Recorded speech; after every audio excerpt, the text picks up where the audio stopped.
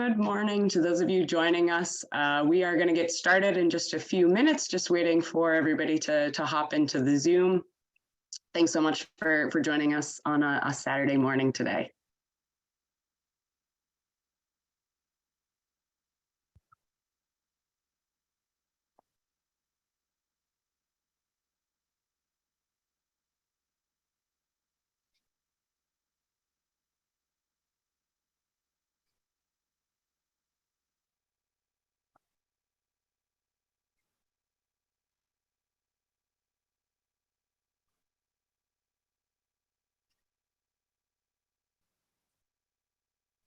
Search your drawers, set up where you put that on your electronic. Well, now it's not necessary because I'm in a quiet room.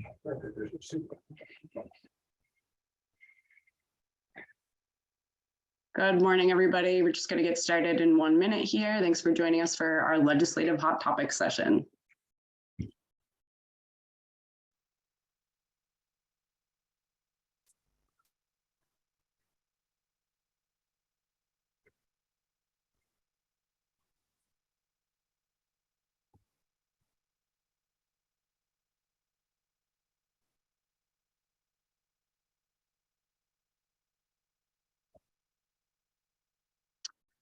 All right, let's get going. So my name is Erica Smitka. I am the Deputy Director of the New York State League of Women Voters, and I'm going to hand it over to Patricia Sibilia from our Albany County League to kick us off.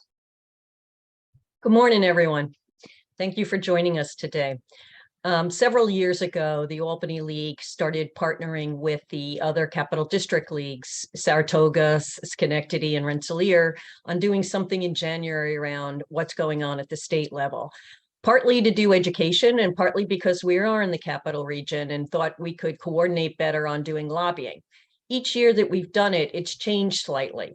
And we've actually also tried to tie it in with the state requiring us to submit legislative priorities. Having our members educated before they do those choosings is a good thing to do. This year, as we were doing the planning, myself and Gail Volk, our advocacy director, we started asking ourselves some questions about the process as a whole. Last time we did this, we introduced the specialists, and this time we were, as we were thinking about having the specialists speak and everything else, we felt very much that the whole state could benefit from what we were doing. So with that, we've turned it from a local league cooperative amongst the Capital Region leagues over to a state league, and really thankful for Erica and the rest of the state league and all the specialists' participation in this. So with that, I will let the program get rolling, and thank you for joining. Thanks so much, Patricia. All right, so on the call with us today, we have our 8 issue specialists and state staff. We have Laura Bierman, Executive Director, Sally Robinson, Vice President for Issues and Advocacy. We have Beth Radow, who is our Environmental Issue Specialist. Kate Doran is our Specialist in Election Law. Sally Robinson focuses on campaign finance, among other things, but while being a part of the state board. Laura Bierman focuses on court simplification. Marianne Bott is our education specialist. Barb Thomas is our equality of opportunity, formerly women's issues, and medical aid and dying specialist. Vivian Marshall and Richard Rifkin are our criminal justice specialists. Kathy Stein is our rural caucus specialist, and Judy Esterquest is our healthcare specialist. So you will hear from each and every one of those people today as they tell you a little bit more about their issue area in particular. But a few housekeeping items before we get started. If you have any questions, you can enter them into the Q&A box at the bottom of your screen, and either our issue specialists or our state staff will get to your question. Either, you can plug your question in while presentations are going, but we will have a designated time at the end for questions at the end of the session. So you can put your question in the chat box, in the Q&A box, whenever you'd like, but just keep that in mind that we might not get to it until the end of the session. We have a lot to get to today, so I am going to jump right into it. So one of the things that makes the league is such a strong organization is that we are a grassroots organization. We're a grassroots organization that builds from the bottom up. This allows us to be a member-driven organization and also allows for your voice to be heard in the issues that we decide to take action on. So it's also crucial that as an organization like this, we speak with one voice. And so each level of the league has a role in that.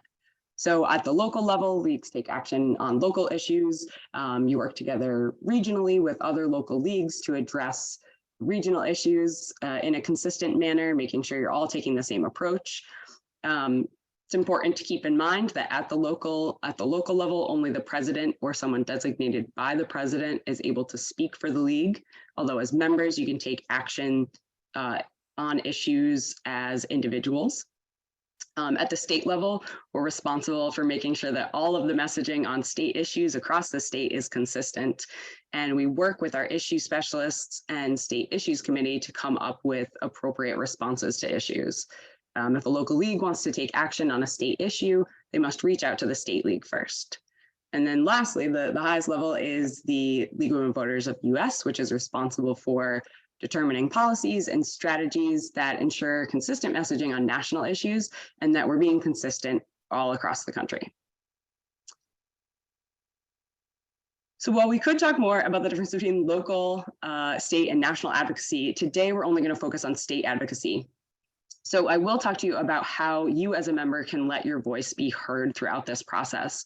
But before I get into how the State League acts, let's talk about the system that we work within and the system that we act within, which is, of course, the New York State legislative and executive calendar. So the budget and the legislative session.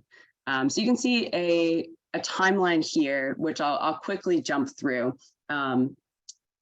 And this kind of goes through the time of the year that we take the most action on issues, because this is obviously when we can have the biggest impact, right? When we can turn a bill into a law.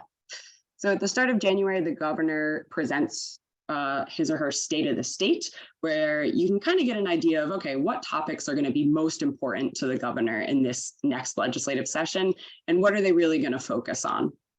The legislative session also begins in the beginning of January. This year, it started on January 4th.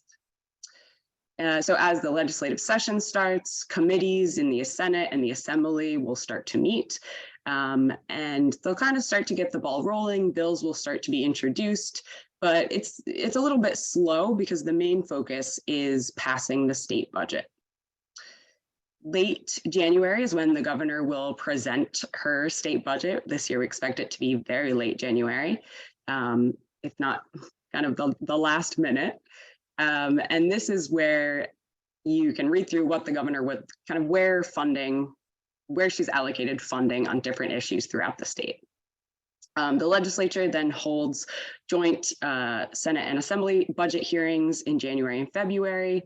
The governor will make some amendments to that budget, and then each house will also create their own budget. So they've got, each house releases a budget, which will be different than the governor's budget, and it's definitely different than, the Assembly's budget will be different than the Senate budget.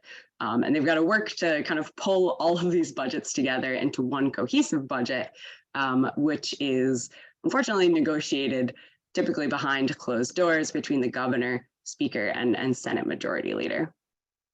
Once the budget is finalized, we really start to get into the issues. And this is where kind of most of the action takes place. So it's when most standalone bills are considered in committees and when most bills make it to the floor during session.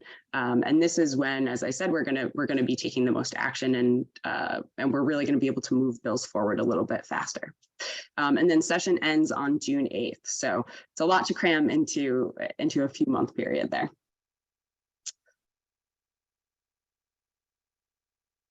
All right, so we track a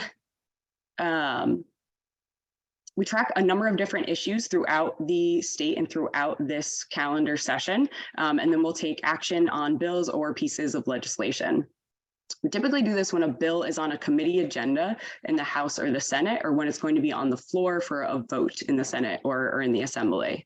And you can see a general list here for what type of action we might take. It might be sending a memo of opposition to a bill that we think is, just not the right bill. We might be writing a letter to the governor, lobbying our legislator directly at the Capitol, we sometimes will issue a press release or hold a press conference on certain issues. We might issue an action alert calling all of our members to action, having our members call the governor and call legislators. An example of this is last session when we had everybody call about getting the 10-day voter registration bill passed, which was a huge success. That bill was kind of signed at the last minute. So that was great. So these are just some examples of how the State League typically takes action.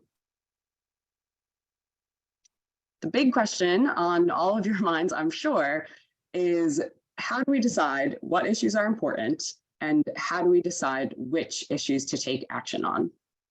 So this truly builds up again from the grassroots level. So on this slide, I'll walk you through the process of how we decide to do just that, how we decide which issues we're going to focus on. Everything starts with impact on issues, which is a beautiful, almost 300-page document that's housed on the State League website. It includes all of the positions held by the State League, going back to our founding, really. Positions get into impact on issues by being adopted formally by our members at an annual meeting or by a state and national convention delegates. Each kind of level of the league has an impact on issues. And local leagues are able to propose new issues for study within the program process, which occurs every other year. It's a part of our state convention. And it's a time where if you don't see an issue in impact on issues that you care about, you can work with your local league, work with your league president and see if it's an issue that you might want to propose is looked at state convention. So that's something that's happening now. So, you can think about that. If we don't have a position in impact on issues, then we cannot take action on that issue. That's an important thing to remember. So that's kind of how our positions get into that large document and how we decide, okay, can we take climate change, for example, say the league did not have a position on climate change, which we of course do. But if we didn't, you could go back to impact on issues, look for climate change, see that it wasn't there, and then start to talk with your local league about the process of proposing it as something that we look at convention. If it's decided to be taken up as an issue that we want to look further at, that issue will be officially studied by a member-based study group. And there will come to a general consensus, and then whatever that consensus is, all of our members will vote on that, so that we truly, again, are coming from the bottom up, and that all members agree on any position that's in our impact on issues. Well, not all members, I should say, the majority of members. So that's kind of how we decide, can we take action on this, yes or no? Each year, we create a legislative agenda that more broadly discusses our positions on topic areas that typically have been our focus in the past. We'll work with our issue specialists each year to see if there are any significant changes that might need to be added to this agenda. And it really acts as a very, very broad roadmap for the legislative session. We'll then, right around this time, we'll ask all of our local leagues to complete a league priority survey. So this is a chance to let your league know what your top priority issues are going into this next session. The State League then uses the priorities identified by local leagues, pull them all together, see what the top 3 priorities are.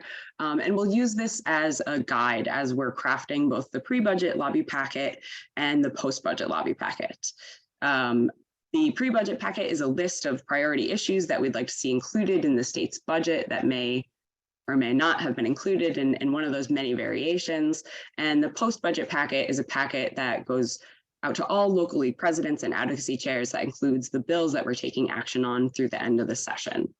And so in order to create this packet, we really, it's the State Issues Committee that will create it, but we will use the wealth of knowledge that our issue specialists and committee chairs bring to the table to identify, okay, what bills are going to be, kind of the hot button bills in healthcare, for example.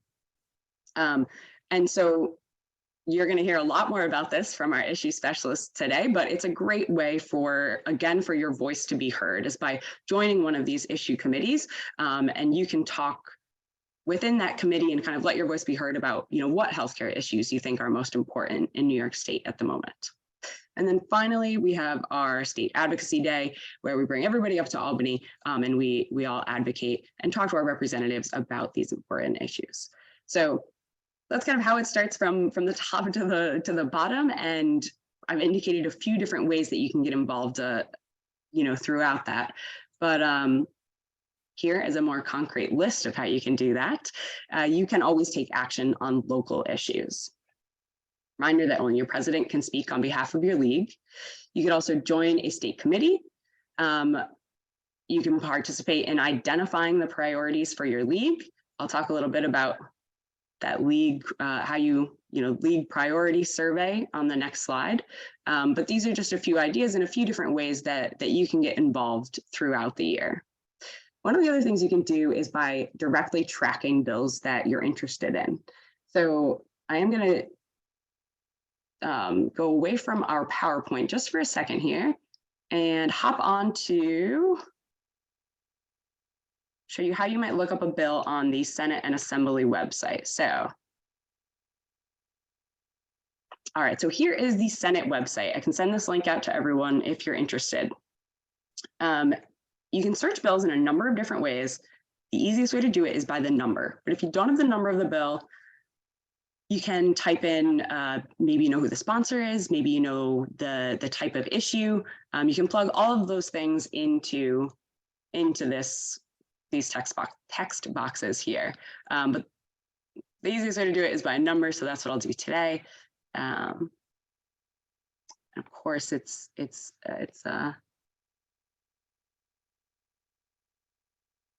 kind of taking its sweet time here. Okay, so once you search for a number, typically that bill will pop up, but you'll also see many other bills that have the same number that were introduced in previous sessions. But this is really where you're going to find all of the nitty-gritty details of the bill, kind of from when the bill was introduced to where the bill is now. So the Senate at least has this great kind of graphic that shows you, okay, it's been introduced. It's, now in the healthcare committee, for example. It'll move out of committee and it'll hopefully make it to the floor calendar of the assembly, for example. And then after it's voted on, you'll see this one will be filled out saying it passed the assembly. And you really can just kind of track it from its infancy to hopefully when it gets signed by the governor.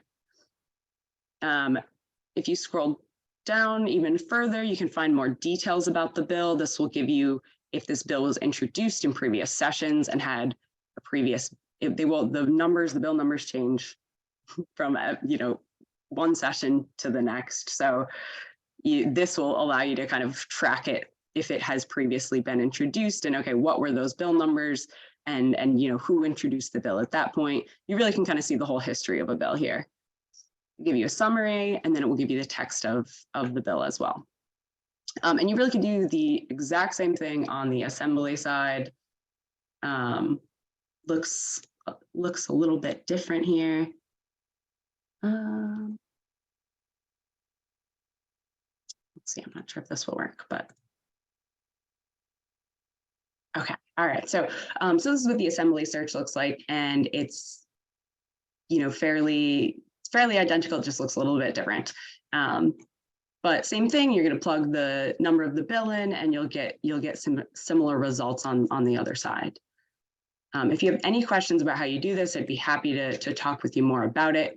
Kind of hop back into the presentation so that we can kind of stay on our tight timeline for today. So those are different ways you can take action and kind of track issues that you are interested in. And let's kind of talk about this legislative priorities survey, which is one of the ways I said that you can kind of let your voice be heard. So this is something that's collected every January or February. It is due February 1st of this year. Each league has its own process for deciding on priorities. So some leagues will have a meeting, an all member meeting where they get together and talk about, okay, we want, environment to be the top issue, or housing, or we want to talk, we want election law to be the top issue. So other leagues might do a survey. There's a variety of different ways that your local league might instigate and do this process. So that all depends. And then your local league leader will submit the survey to the New York State League with the top 3 priorities, again, by February 1st. And this really is a great kind of way for the state league to take a pulse on, okay, what are our members interested in? Where does that interest lie, and how can we make sure that this is what we're talking about in the legislative session? So that is how you do that. And all right, so without further ado, I am going to pass it over to our issue specialists and our committee chairs. So here's the list of issue specialists that I introduced earlier. This is the list that people will be presenting in this morning. So, you should stay for the whole presentation, but make sure you key in if there's an issue that grabs you. But there might be something that you haven't heard about before that you find you are really interested. So enjoy. And without further ado, I'm going to introduce our first issue specialist. It's going to be Beth Radow to talk about the environment. Beth. Good morning, and thanks very much, Erica. I want to thank the league members who have sent out their priorities to me, and we certainly welcome new members focused locally who are willing to take a laboring oar on specific topics that are relevant to our priorities in 2023. Our committee is, the long title is Energy, Agriculture, and the Environment. And we break down this year the legislative priorities to include, as best we can, what has been submitted. And we have ambitious goals, all of which are laudable and justifiable, which you'll hear about in a minute. I want to give you a context, however. The response has been so robust that I am thinking about that in the context of what is doable within the time frame that we have in Albany. And just want to put out there to people that what we're able to do is going to be determined in some part by what is happening in the legislature. We want to make as much progress as we can, but the momentum is not only going to be on our side. We want to know what the sponsors are able to do. And we also need the involvement of our members and their ability to be able to engage on topics. The priorities that I have here are as follows. We have the Climate Leadership and Community Protection Act, which is going into effect this year. And in order to make that happen, there are so many pieces of legislation that would need to come to fruition, and they will happen over time. But we want to be able to address the climate emergency through the focus of the Climate Leadership and Community Protection Act. We're going to focus on environmental justice, all electric buildings legislation, and funding for job training and creating infrastructure to facilitate the state's transition to green energy. We are looking for enforcement of laws addressing hazardous waste, the ban on road spreading of any substances used in or resulting from conventional or unconventional gas drilling, or the legislation that creates a fund to hold polluters responsible. We are looking at the extended producer responsibility legislation and the bigger, better bottle policy and legislation, which the league has supported over time. We're also looking at a ban on single-use plastics and the creation of alternatives to single-use plastics. Last but not least, we support a regenerative agriculture, local farms and community gardens, the reduction of food waste by enforcing and expanding New York State's food donation and food scrap recycling laws, And we hope to be able to coordinate with League of Women Voters US to work on the federal farm bill. If I'm still not out of time, I want to mention a couple of things. I've gotten correspondence from people about caucuses at the convention, and I will be speaking to Laura and Erica to get a grasp of the scope of options for convention. Another thing that we can do is write letters. I often get requests for us to sign on to letters that a number of other organizations are sponsoring. And sometimes this is appropriate, but sometimes it's not appropriate. And in order for the league to be able to maintain its credibility and reputation, it's important that if people do want us to sign on to letters, and again, we welcome, being as expansive as possible, we need to look behind the letter. Was there fact-based information? Who are the other people signing on to the letter? I think some people may get a little frustrated sometimes if the answer is not, we're going to take a pass on this one. But the priority, at least from my point of view, is that we're maintaining the integrity of our organization and our credibility. With that said, however, we welcome new members. We've got a robust list of goals this year, and the goal is that we're going to accomplish them. Thanks so much. Thank you, Beth. Thank you so much. So Beth, if anybody is interested in getting involved in the Environment Committee, they can reach out to you directly via email. Is that right? That they can reach out to you or they can reach out to me directly. That would be great. Perfect. Thank you. All right, great. Thank you, Beth. All right, so our next presenter, oh, so sorry, Beth, I had this other slide with your priorities on it, but as Laura said, we'll be sending this out to all members so you can take a closer look there. All right, so our next presenter is going to be Kate Dorn, who is our election law issue specialist, and Kate and I are going to be tag teaming this effort. So I will hand it over to Kate.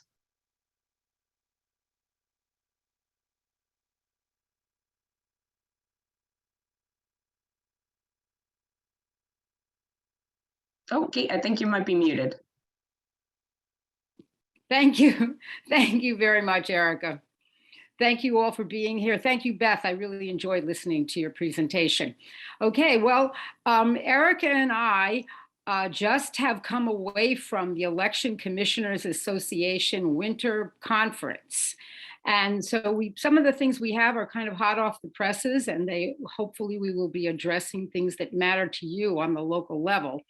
We're all thrilled with the 10-day voter registration deadline, which is not same-day registration overall that we were hoping for, but it's going to be a good pilot project, because what we have now is what we are calling a golden day.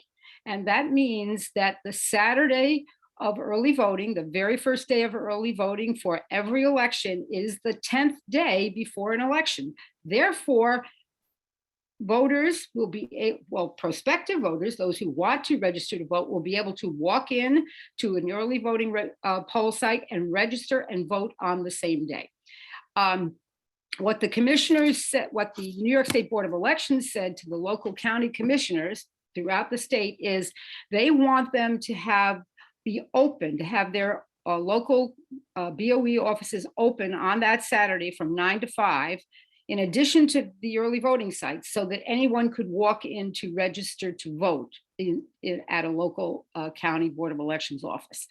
I don't think it's terribly complicated right now. We do not have any implementing legislation that was passed, but what the advice from the State Board of Elections to all of the commissioners throughout the state is take those registrations and give voters an affidavit ballot, and let them know that if they're found to be an eligible voter, the background check, which consists of verifying last 4 digits of their social and where they've lived for the last 30 days, their affidavit ballot will count. So I don't think it's going to be terribly complicated, and I'm excited about it. We didn't get the whole thing. We didn't get the full same-day voter registration, but we do have this, and it's going to be very, very interesting to see how it works out. And it may help us in advising the legislature and suggesting language in the bills that do end up implementing this law. So I'm going to tag Erica now to talk about the Voting Rights Act database. Thanks, Kate. Yeah, it really will be a perfect trial run for, when we eventually get same-day voter registration. So I'm really excited about it, and I know you are as well. So the database is going to be something else that we're going to work on this year. So last year, as I'm sure you all know, we worked hard on passing the John R. Lewis New York State Voting Rights Act, which was really a historic bill in the state of New York. That targeted, how do you address voter suppression? How do you address vote dilution throughout New York State? And how can we really ensure that voting is equitable for all New Yorkers? So the database is a part of the John R. Lewis Voting Rights Act that was kind of spun off into a separate bill. Improving access to data and to data on voters is going to be critical to ensure that the New York State Voting Rights Act has its intended effect. It is currently difficult for voters, academics, civil rights advocates to receive critical election information and data in a timely fashion from county boards of elections or from jurisdictions that administer their own elections. And so this would create a database, a kind of centralized database that would provide it would be a central repository for election and demographic data with the goal of fostering kind of evidence-based practices in election administration and really give our elections a lot more transparency. It would, kind of by making this data more available to the public, it will help enable voters, lawmakers, election administrators to make evidence-based decisions and really to ensure that voting and voting access is equitable for all New Yorkers. So, kind of stay tuned for more on this, but this is definitely something we're going to be working on this season. And I'll hand it back over to Kate for BOE. All right. This is a particular interest to me because I've been a poll worker since 2004. And, so many changes we've had beginning in 2010 with the movement from the lever machines to the optical scanners, but almost nothing has changed with regard to staffing and training of poll workers. It's a serious continuing problem. There are probably about a half a dozen bills that were introduced and passed on the first day of the session by the Senate that involve command that everybody be better trained, not just poll workers, but commissioners and the professional staff, and that another split shift bill. We've had at least 3 of them now, and that there's been no real commitment to try to change the experience of the poll workers such that they would make more money but not have to work so many hours. So we're going to be following these things. I promise you to pay close attention to them and let you know what's going on. I will say something that I learned actually through the Let New York Vote Coalition, and that is that the Assembly is much more invested in these issues than the Senate is, because the structure of our election day and early voting operations is an Assembly district one. You all know we vote in election districts and assembly districts, and there's a lot of control that is exercised by the Assembly members. So they are really, really interested in these bills, and it could be very tough to get them to the floor in the Assembly. So back to you, Erica. Kate, do you want to talk a little bit actually about online voter registration and automatic voter registration? Sure. I can tell you that I can give you the state of the process, which is very depressing, frankly. 3 years ago, our legislature passed bills to implement OVR and AVR, that is online voter registration and automatic voter registration in New York State. However, nothing really has happened. The State Board of Elections found a vendor. We don't know who that vendor is, but there was a contract that was negotiated. It went over to the Office of General Services, and then nothing at all. Absolutely nothing at all. Some believe it's because the previous governor halted the implementation, halted funding, etc. But to their credit, the State Board of Elections has grabbed the bull by the horns, and they are doing an in-house OVR application. They're creating their own application. By the way, OVR must be in place before we can have any kind of automatic voter registration. And even though the process was stalled at the contract level, they promised us on Thursday morning at the conference that this OVR system would be live by May of 2023. So we have to we're in a position now of like trying to believe what they've told us and watch for it and sort of nudge them to see, what are you doing now? But that's what they promised us. And that will provide a very, very new experience for local leagues if we're going to be working with an online system as opposed to the paper system we have now. Yeah, that's a really great point, Kate. And we're definitely going to, as Kate said, continue to keep our eye on this issue and the implementation process to ensure that that we can get both of these things out to voters. The other two items that are on our priority list for election work this year are something that we have worked on for many years, which is youth voting and voting on college campuses. Last year, we saw the expansion of polling sites on college campuses, which is great. And this year is when we're really going to see our colleges getting these polling sites on their campuses, or are they not? So that's going to be something we're keeping an eye on. We're always looking to also expand voting. Voting on college campuses, for example, is only limited to on election day. So somebody could not go to early vote on their college campus, but really kind of looking at general practices for how can we ensure that voting is accessible to younger people in our society and in our communities, which also brings me to kind of another group that is critically important and historically been overlooked, which is those who are in jail, who have not lost their right to vote, but it's currently very difficult for people to get access to the ballot. It's really done kind of on a county by county basis for, if the county or the sheriff would like to kind of make voting accessible to those in jail. So I'm not going to talk about that too much because it is something that our criminal justice committee is working on primarily. So if that's something you're interested in, you'll hear a little bit more about that later. And then the last thing I want to touch on is to give you an update on no excuse absentee ballots and same day voter registration. So we obviously lost both of those constitutional amendments were on the ballot for voters to vote in 2019 and both failed. It is a long process to get those back on the ballot.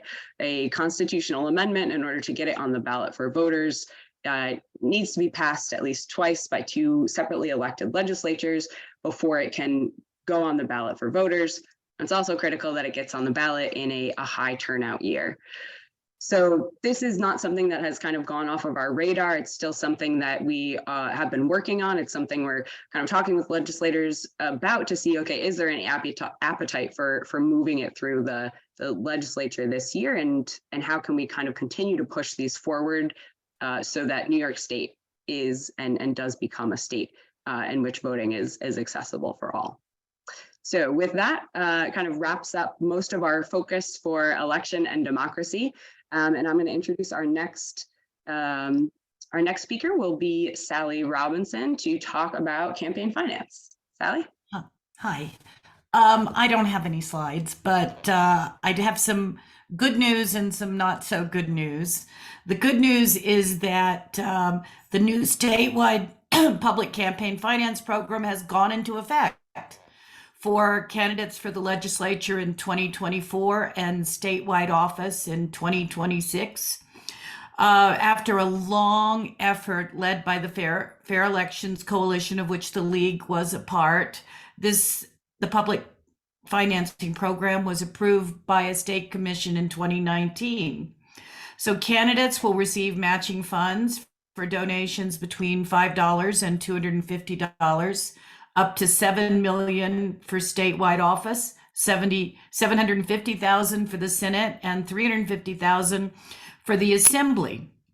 As part of that program, New York's notorious sky-high contribution limits were lowered, but they are still far higher than the national limits. And that's part of the not so good news, is that the effort for public campaign financing sort of sucked a lot of the air out of all other campaign finance reform efforts.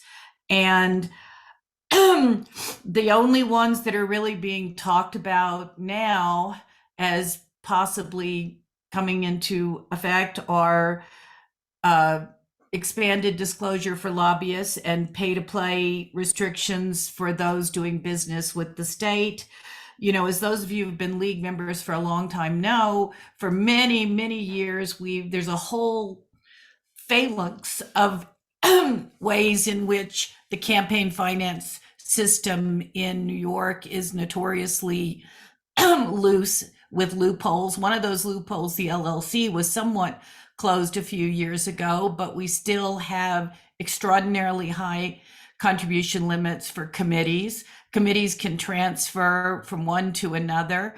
And there just is not, I mean, perhaps it shouldn't be that surprising, but there's just not a lot of appetite in the legislature for restricting their ability to raise money to be reelected. You know, the one this doing pay to play is getting maybe a little attention because that's the sort of thing, those kinds of scandals are what makes it into the newspaper and gets public attention, but very few members of the public are into the intricacies of the rest of the loophole-filled campaign finance system in New York State. That's pretty much all I was going to say. I wish I had more to say about different things that we were working on, but as Erica explained earlier, there is a limit. If there is no interest and no appetite in the state legislature for doing something, there's a limit to what we can do. So Thanks, Sally. That's it. Thanks, Sally. All right, so if anybody does have questions about campaign finance, it's an issue, you know, worked on for many, many years, as Sally said, and we'll continue to work on. So keep your eye out for that, or you should email to Sally with any questions. And I'll now introduce Laura Bierman, who's going to talk to us about court simplification. Laura? Sure. Good morning, all. This is a topic also we have worked on for many, many years. We have worked we're in coalition, or we participate in the activities of the Fund for Modern Courts, which is an organization in New York City, and we work with them quite a bit to develop some of our positions, to take our action, and all that. Court simplification has been around as a proposal for quite a few years. It is ramped up a few years ago, and then it's gotten pushed aside many times. Erica, go ahead and show the next slide if you have that. Because this is a great visual of what court simplification would do. The left side of your screen is the way the courts are now. The right side is where they're proposing how they would be simplified. There is a coalition on this that we are participating in, and actually many of the local leagues are on this coalition as well. I believe Erica has at the bottom the website that you can go on. If your local league decides to join the coalition, you're welcome to do so, and we'd encourage you to do so. And you can do it as a local league, but your local league board would have to decide and agree that they want to join the coalition, but many local leagues have done that already. So why do we need to simplify the courts? We need to simplify them because of so many barriers, because people have to go to so many different courts to deal with possibly one issue, not one issue, but one activity, and it may deal with many different courts. So it would consolidate the courts and eliminate the need to go to different courts for different yet related issues, such as custody or divorce or criminal domestic violence or something like that. Court simplification will permit more resources to go to the courts that need them the most. The present multiple court system creates confusion among the people the courts are supposed to serve, gives judges only partial ability to see the full picture of the case, and it wastes time for litigants who often result in loss of work and wages. If you have to go to multiple courts. It's going to be multiple times of court hearings. It's going to be multiple, you might have different attorneys. It's going to be additional costs. So the idea is if we could consolidate these courts, simplify the courts, it would be better administration of the courts and easier for the public to get resolution in the court system. So that's what we've been working on and why we will continue to support and participate in this coalition, and we'll be monitoring to see if it gets any movement this legislative session. Thank you, Laura. And something that you said to me yesterday, which I always find really interesting, is, and a great example of this is if someone is a victim of domestic violence, instead of going to one court, they, within our current system, may have to go to 3 different courts in order to address the issue through the system, which is really more than anyone should have to deal with. So thank you, Laura. All right, so we're going to go to our next issue specialist, which will be Marian Bott, to talk about education and education finance.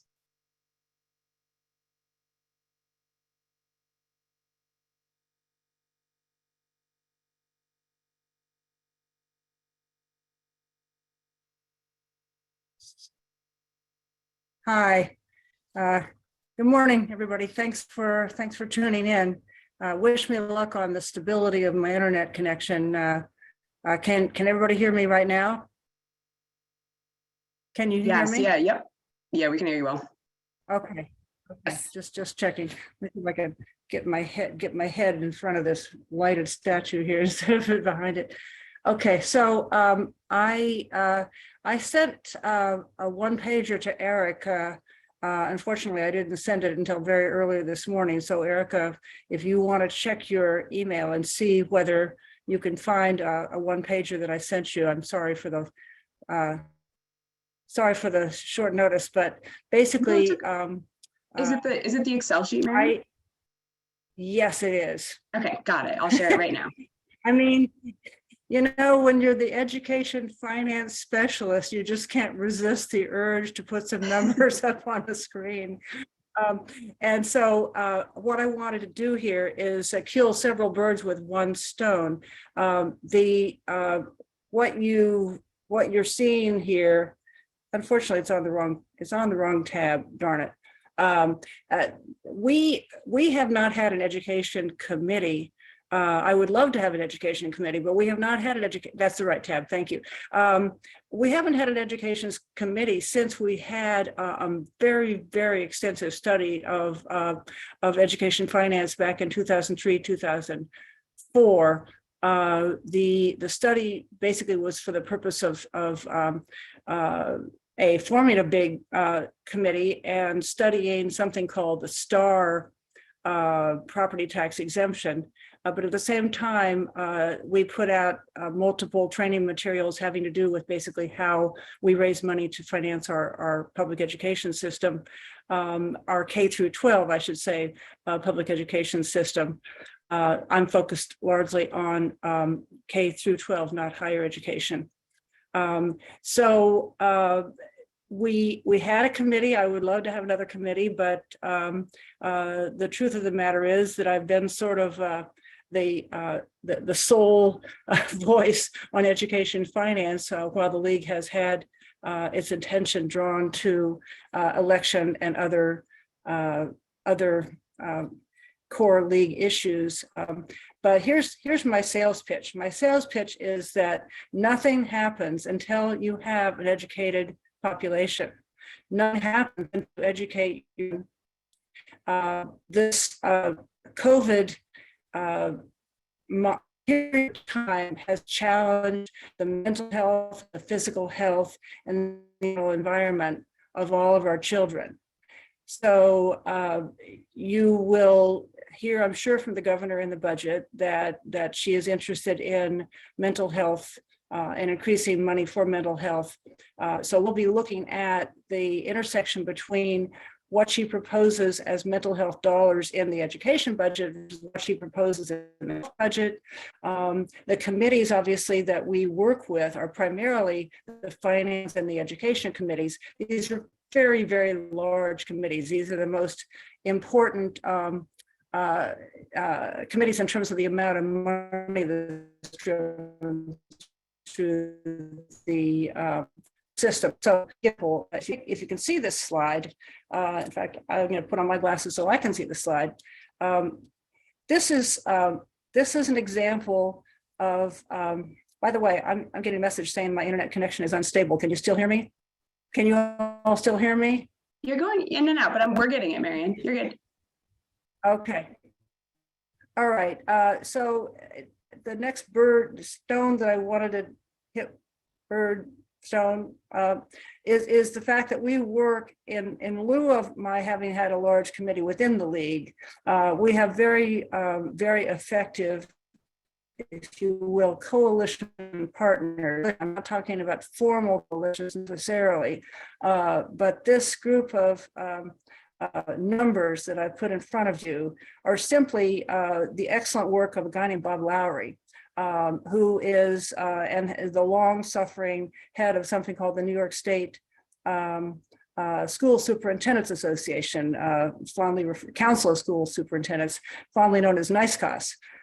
So when we go and look through the budget, what we tend to do is we look at it and then we get on the phone, get on the email or whatever, and we talk with these trade organizations, if you will. The school superintendents are very important. The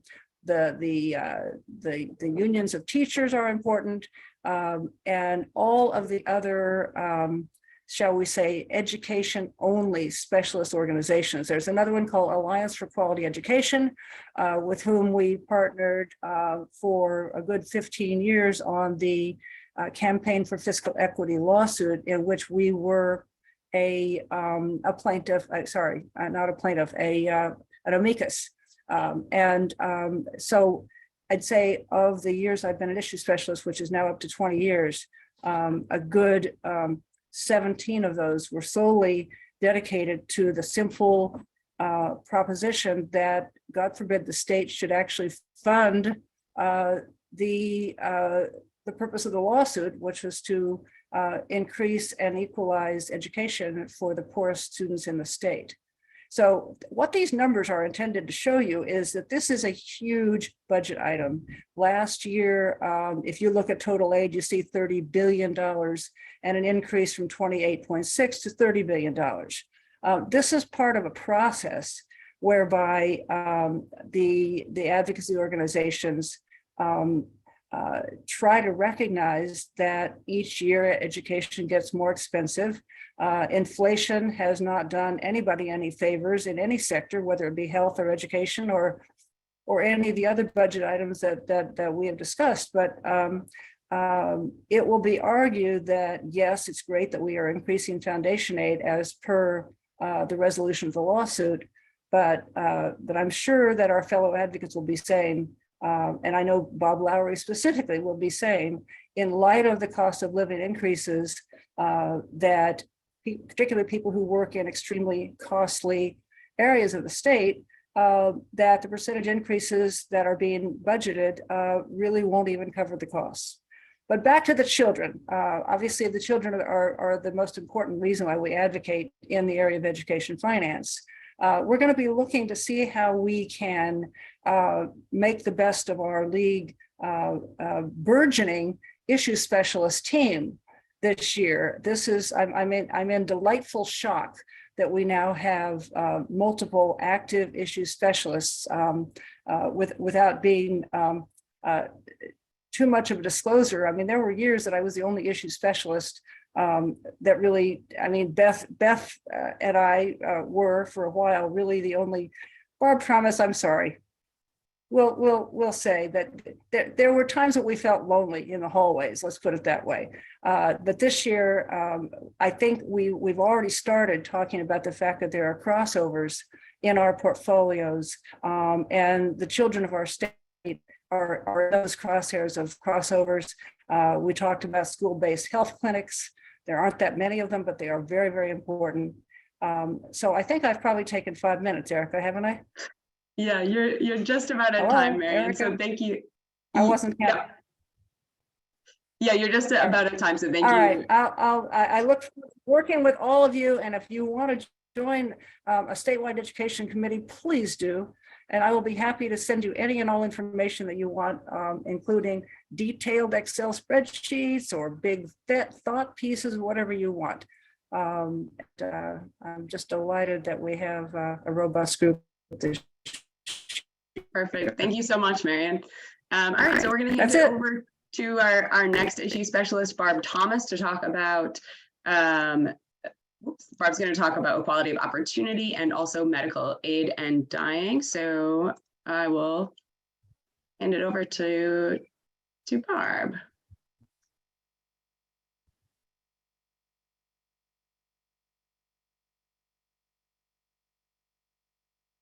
Barb, you might be muted.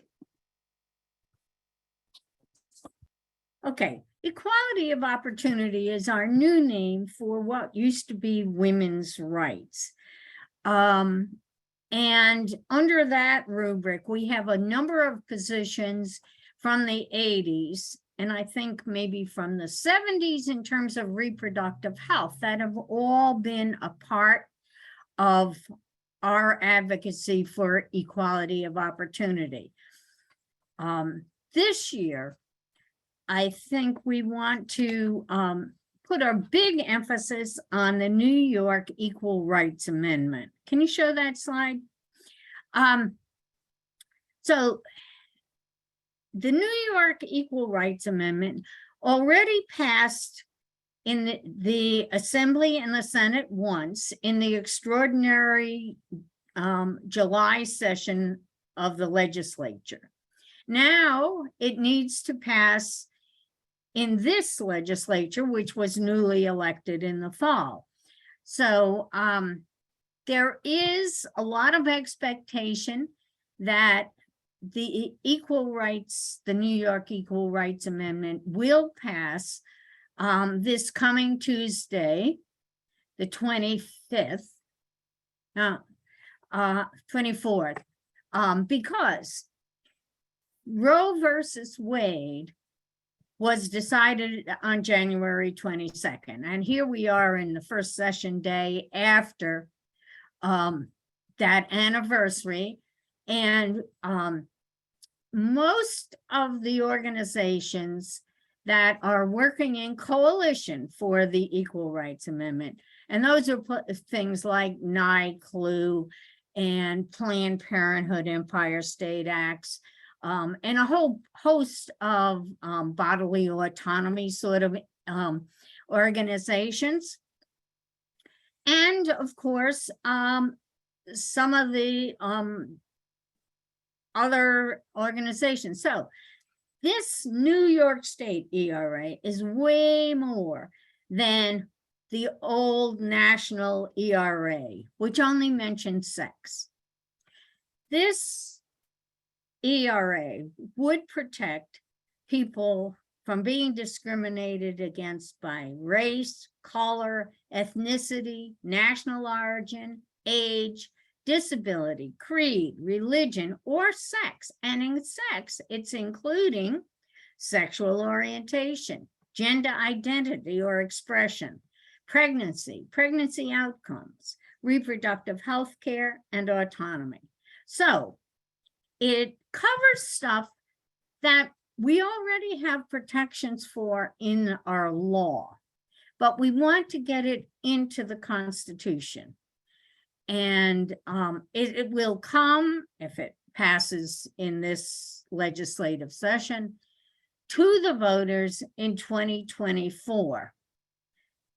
And that being a presidential year, we expect a very good turnout, and we think that people, that the voters of New York State need a lot of education in order to know that this is a really important thing to get into our Constitution. Laura has sort of proposed that because the National League has said that on the anniversary of Susan B. Anthony's birthday and the founding of the National League on February 14th, we should all, again this year, participate in some kind of an action. And I think Laura is proposing that what we do is every local league have a table at a college and provide certainly voter registration information, that kind of stuff, but also information about the Equal Rights Amendment. So that's where we're at with that, and we certainly welcome your response to the action alerts that Erica has been putting in the legislative update. So if we want to switch now to fair pay for home care, this is another priority in equality of opportunity. And obviously, we all know that home health aides are in very short supply and very necessary. And that the majority of home health aides are women or people of color or people of color. And those are groups that have a long-term history of discrimination in our society and in the world. And therefore, the pay for home health aides is certainly not equal to the actual demands of that job.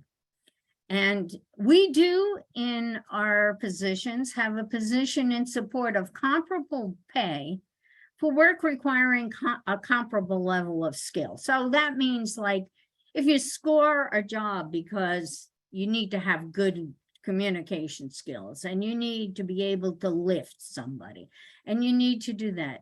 And it doesn't have to be the same job. It's not the same as equal pay for equal work. And that's why we haven't actually made as much progress as we'd like to in the job market, is because we look at equal pay for equal jobs. And we should be looking at what are those skills that are required. So Barb, I hate to interrupt, but we're cutting it a little close on time, so no pressure, Okay. but. So, okay, I just want to say that we already do have a position in support of a living wage.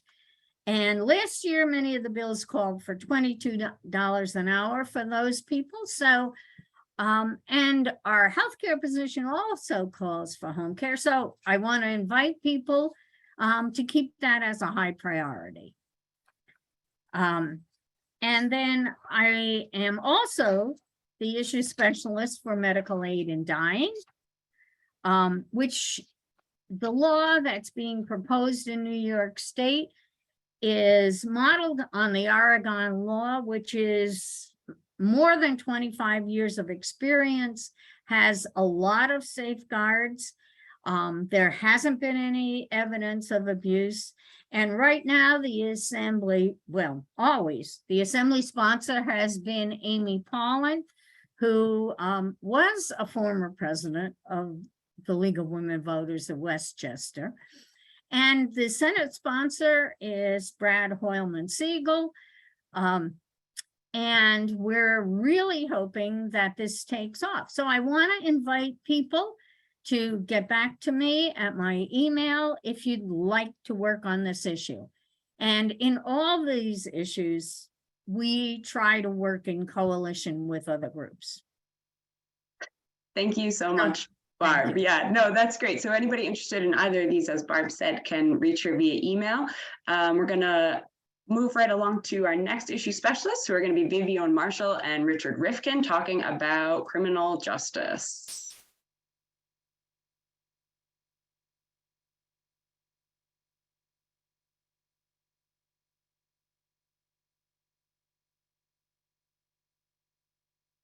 I apologize, I was muted and had to deal with technical issues, which sets me back years.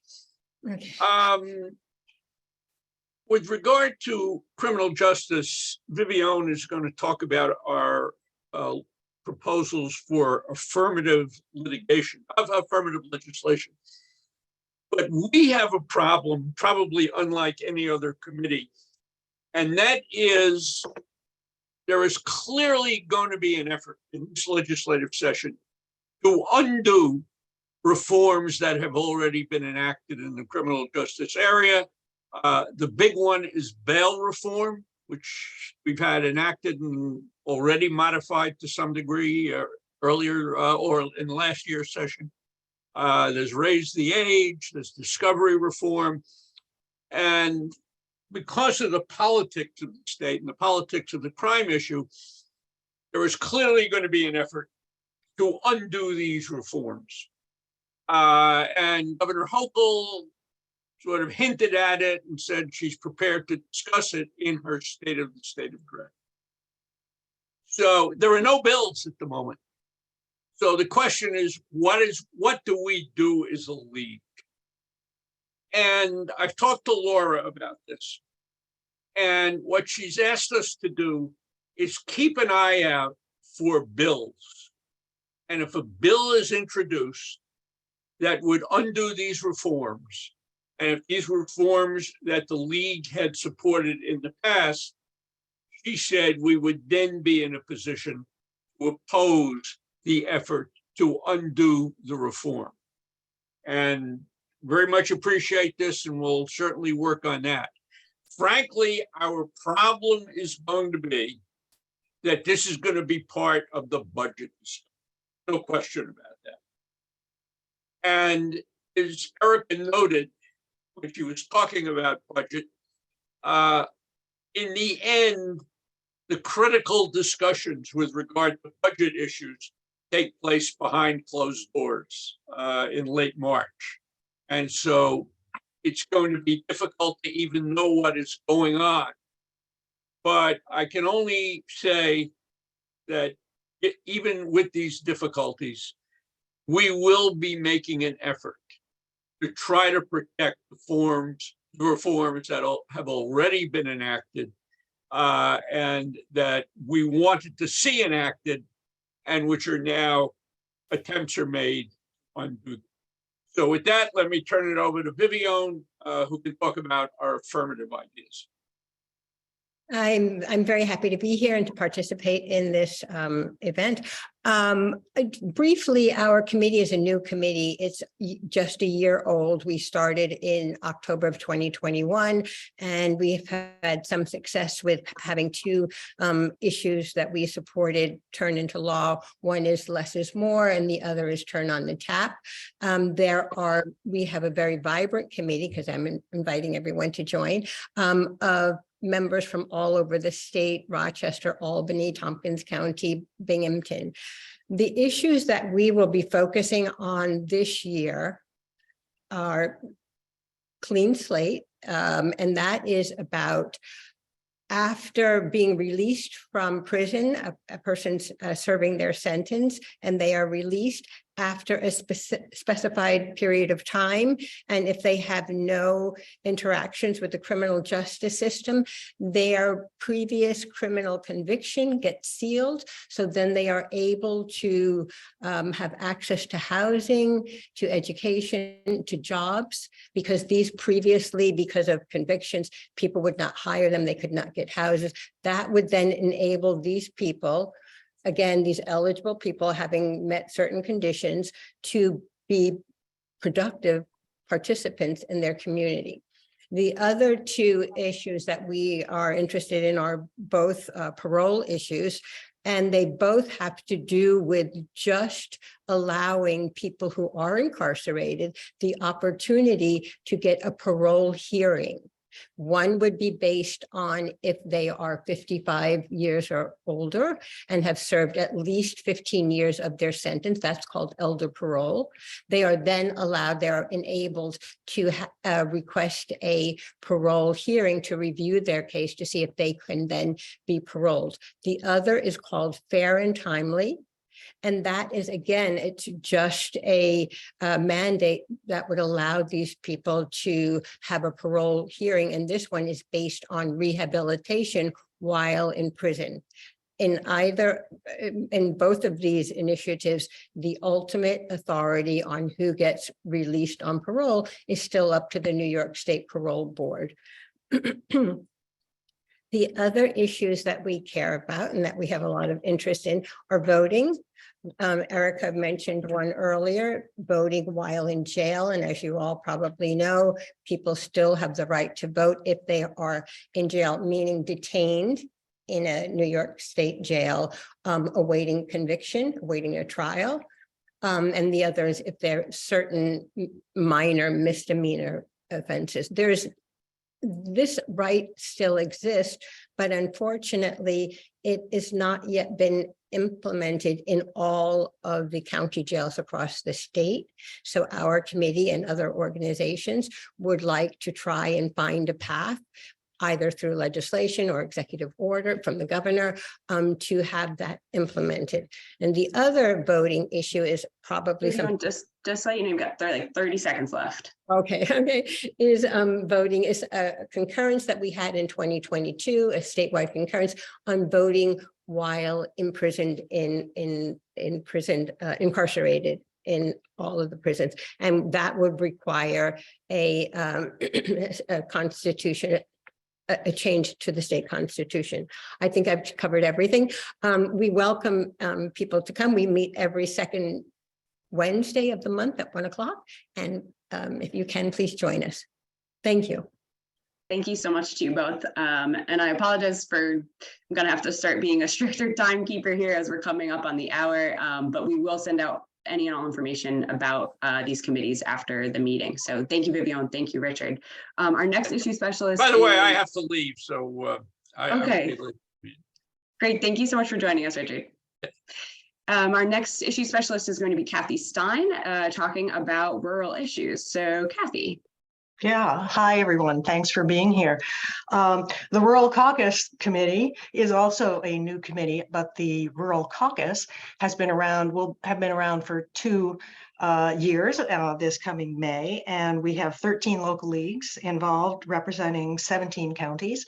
And I'll just start off by saying anybody who's interested in rural issues, please join us. We meet every other month, and our next meeting is going to be February 6th. So if you just get in touch with me, I'll be happy to put you on the list.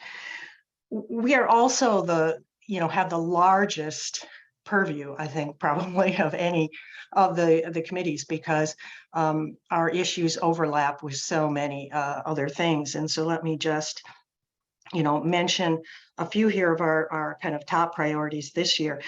Digital equity, which no other committee has mentioned, but immediately you can see would overlap with many things. Trying to expand access to affordable, reliable, high-speed broadband service in rural areas. And there are many places in this state where there is no service whatsoever. And it's important, obviously, for education, access for healthcare. Telemedicine is very important in rural areas where we have a shortage of specialists and hospital closures and things going on. Also, economic development and government participation. So that's and that's a new position. You may remember, adopted by a concurrence adopted by LWVUS. So we have, we urge people to take advantage of this position. Supporting rural healthcare, as I mentioned, rural areas tend to have shortages of specialists, tend to, have hospital closures and things happening. Also, in particular, that you might not have thought of, rural emergency medical services are stretched very thin, and it's a statewide problem. But in rural areas, the distances to be traversed, if you don't have ambulance service or EMTs, needless to say, your health outcome is going to be very badly affected. Environmental justice, as Beth mentioned, in rural areas have often been targeted as the sites for landfills, for solid waste incinerators, tribal areas as well.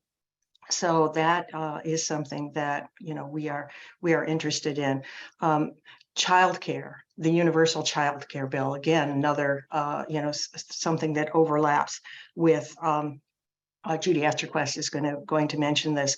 It's hampering economic development in rural areas, tremendous loss of childcare providers during the retiring and whatnot during the pandemic.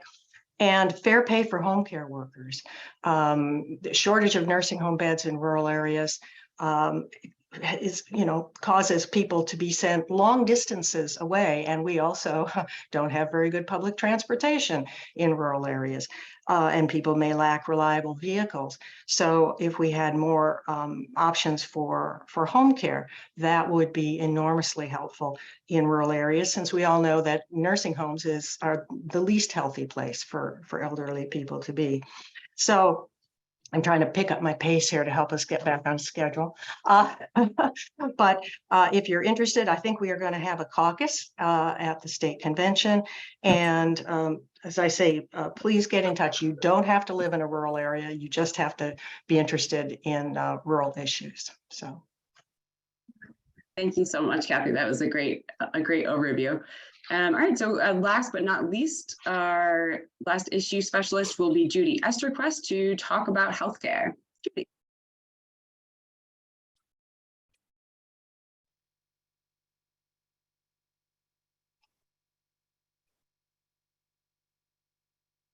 You're muted, Judy. So I want to thank the Albany Leagues for initiating this, and for Laura and Erica for making it happen and publicizing it. And I have to say, this is the first time I've met some of the issue specialists. So I found it really informative. So I want to start with alerting you all to three things. One is, I have not yet completed a full year as an issue specialist. So this is a learning experience for me and our committee. And I think we are sometimes challenging the New York staff, but we're trying hard. And our committee has members with vast expanse across healthcare, but we are still figuring out how to be an issues committee. Two, almost all of us joined this committee because we're passionate advocates for the league goal of affordable, accessible, equitable healthcare, which is a very big topic, and it's epitomized by the New York Health Act. And three, since healthcare constitutes about 20% of our GDP, and it affects every single one of us with a body, we care about a lot of issues. So what are our kind of high-level issues? First, there are the pre-budget ones. We seek to hold Medicaid funding levels at least steady or to raise them to pay for such things as Medicaid post-birth funding. Right now, mothers get postnatal care up to a year. We'd like for the children to have at least 3 years, that's 1,000 days, or 5.5 years, that's 2,000 days, to ensure that children on Medicaid don't churn as parental income fluctuates. Today, too many New York children lose access to vaccinations and well child checkups because exiting Medicaid is fast. All you need to do is get a pay raise.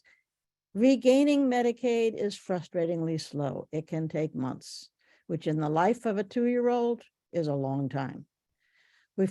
You've heard about the fair pay for home care mentioned by others. It's not just that women deserve equitable pay, and they do, or that older people want to live at home, especially in rural areas, which they do. But let me also say from the finance end that the shortage in home care workers is a health and economic crisis. It's harming New Yorkers and New York State. Making these jobs more attractive with wage increases of at least 50% and safer working conditions would stimulate the economy and allow many in the disabled community to work productively, which they cannot do without home care. Similarly, our safety net hospitals are facing economic ruin after the past 3 years. At a minimum, there are 29 hospitals across the state that serve our poorest neighbors, disproportionately minorities, disproportionately without insurance, and helping these hospitals survive is necessary for the survival of their communities. And let me point out public health. Germs don't care whether you've got insurance or not. Viruses don't. Our legislative priorities include the New York Health Act, when it is next introduced, Safe staffing. You've heard about the dangerous staffing levels that triggered the Bronx nursing strike, just ended. Medicaid and dying. Telemedicine is digital equity. Shield laws will protect New York providers from criminal prosecution when they provide legal, appropriate reproductive health care to patients who seek them out, even if those patients live in states that have criminalized such services. We need to protect New York providers. Health equity assessment, that refers to a requirement that closing hospitals or maternity wards must have the impact on the community assessed. So if right now, New York has 2 counties that are maternity healthcare deserts, we don't want any more. We're also watching for bills promoting prevention. So next page. One thing we're really excited about, and which is something we've kind of become much more aware of since Erica and Laura have set up this meeting today, is hearing advocates from other issues advocate for what we consider health issues. I'm not going to detail all these, but you can see how many things have been mentioned today, which are arguably health issues too. And just as a caveat, the New York Health Act would ameliorate the problems of many of these disparate issue areas, many of these that they seek to solve. If you aren't familiar with the New York Health Act, please let us know so we can win you over. It is a league goal, not the Health Act, but the goals of the Health Act. And it is something that is really important and would change New York. Next page. So what do we do and how can you get in contact with us? We have about monthly meetings, and I realize we probably ought to have them on a steady day, but we haven't figured that out yet. Typically monthly in the spring and probably every other month after June. Everybody's welcome. We have about 30 active members from 20 leagues. We will, some people are multiple leagues. We would love to have anybody who wants to join. Many members spend time between meetings on things that matter to them, that then help the rest of us, because some of us work hard between meetings, some of us come to meetings and learn stuff. We're seeking to build closer relationships with ally organizations that share league values.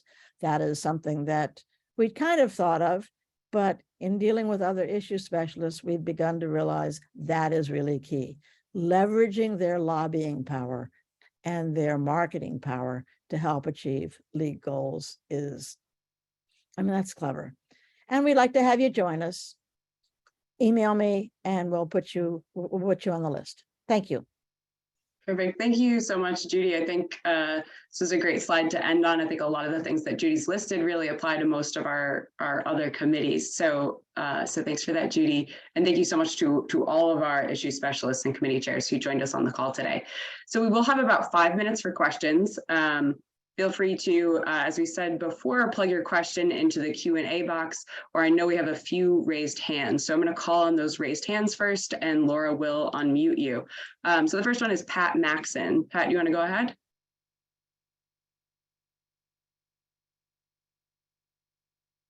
I have no question. Okay, no question. Thanks for joining us today then, Pat. All right, we do have another hand raised from Lisa Scott. Lisa, do you want to go ahead with your question?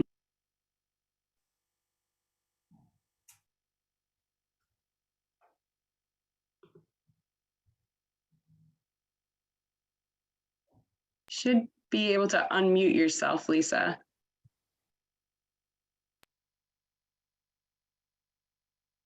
All right.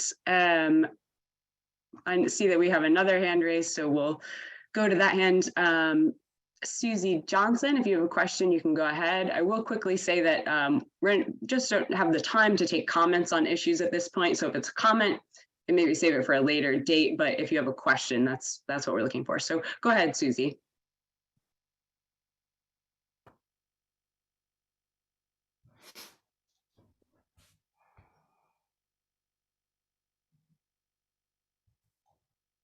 I do not have a question. I didn't raise my hand, so I'm not quite sure how I was picked.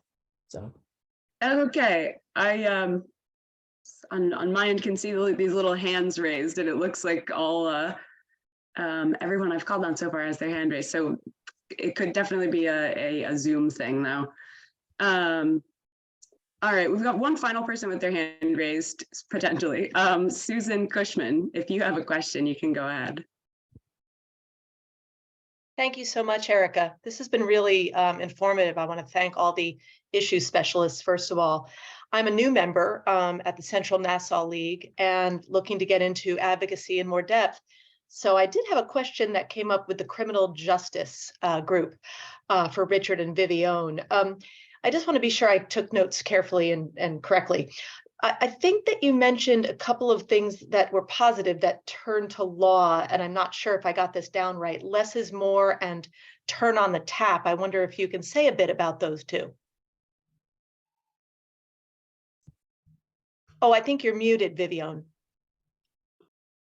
Less is more eliminated some of the reasons that people who have been released from prison could get put back into prison. So as far as missing parole appointments or probation appointments, or having maybe alcohol in their urine, or maybe going to a borough that they were not allowed to, that eliminated re-entry into prison for what they call technical parole violations. Turn on the tap was something that came into law that allowed for funding for education, post-secondary education across the state. So one was for eliminating parole violations, returning people to prison, and the other was for educational opportunities. Thank you. That's so helpful. Thanks so much. You're welcome. Looks like we have another question here that Barb Thomas would like to answer live. So Barb, do you just want to read the question aloud and then answer it after? The question was, I'm not having a little difficulty with the thing, but are we looking at, no, that's the one. I unfortunately got it, but it was Leslie Wright, and she wanted to know if we're doing anything with domestic violence or trafficking.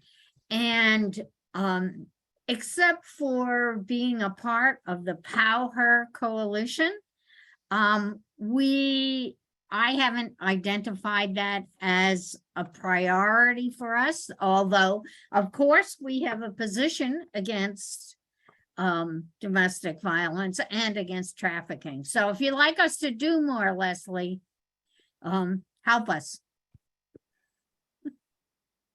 Thanks, Barb. And there was a pretty big win last legislative session for domestic violence. So that was great. But as Barb said, if you any other bills of interest or areas of interest, you can flag it with Barb. Erica, it's Patricia. I just want to note that if you go to the question and answer box, you'll see there's a lot in the answered that were actually really valuable. So if participants just take a look there, I think you'll see a lot of good things that were asked along the way and answered if you hadn't been paying attention to that as we were going. Thanks, Patricia. That's a really great thing to note. And we can include just a quick list of questions and answers that are in that chat box with the recording if people are interested. So Leslie Wright said she would be happy to help Barb, and Barb works on the Equality of Opportunity Committee and also Medical Aid in Dying.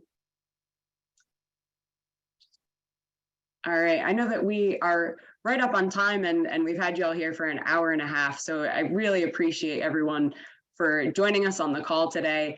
If you have any questions that you don't feel were answered in today's session, feel free to reach out to any of our issue specialists. As Laura said, we'll send out a recording of the presentation along with some additional materials. But thank you so much for coming. It's been great to tell you a little bit more about the work that all of the great people on this call do. So thank you so much to our issue specialists for joining us. And I would encourage you all to join at least one committee. So, all right, enjoy the rest of your day, everybody. Thanks to the State League for doing this. Thank you all.